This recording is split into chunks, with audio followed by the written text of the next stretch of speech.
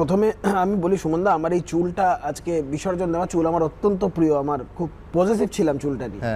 এবং আমি চাইবো আমার চুলটা মাথায় আবার খুব শিগগিরই গজাক, কিন্তু এটা ততদিন অবধি গজাবে না। আমি প্রতিজ্ঞাবদ্ধ, যতদিন না অবধি এই রাজ্যের শাসক দল উৎখাত হচ্ছে, এই পিসি ভাইপোর সরকার, এই চাকরি চুরির সরকার, এই জোচ্চুরি জালিয়াতির সরকার যতদিন না উৎখাত হচ্ছে, মাথার চুল আবার গজাবে। কৌস্তব 208 আর 79 আর তো চুলের ভবিষ্যৎ অনিশ্চিত নয়, ভূতের ভবিষ্যৎ অনিশ্চিত হতে পারে, চুলের ভবিষ্যৎ উজ্জ্বল। কৌস্তব সুমনদা, এই দীর্ঘ 3 বছর, মানে আমি যখন বিয়েও করেছিলাম তখনও কিন্তু আমার মাথায় চুল ছিল না।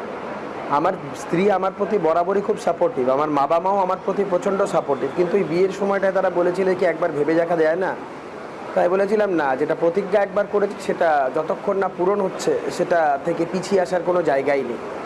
তো আমি তখন প্রতিজ্ঞা করেছিলাম এবং দৃঢ়ভাবে প্রতিজ্ঞা করেছিলাম, যতদিন না